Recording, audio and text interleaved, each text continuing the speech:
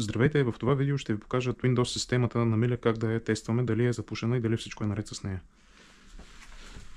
Така, завъртаме програматора на допълнителните програми.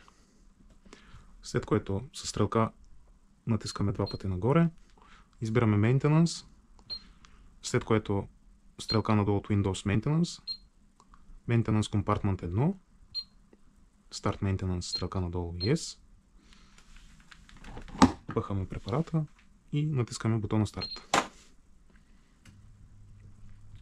Така, в повечето случаи, кога се запушва дозиращата система от Windows? Когато не се използва уреда в по-дълъг период от 2 седмици, започва да се втвърдява препарата, който се намира в фаза 1.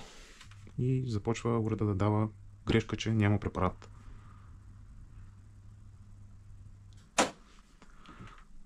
Ето както в случая показва, че няма достатъчно препарат. Това означава, че дозиращата система е запушена.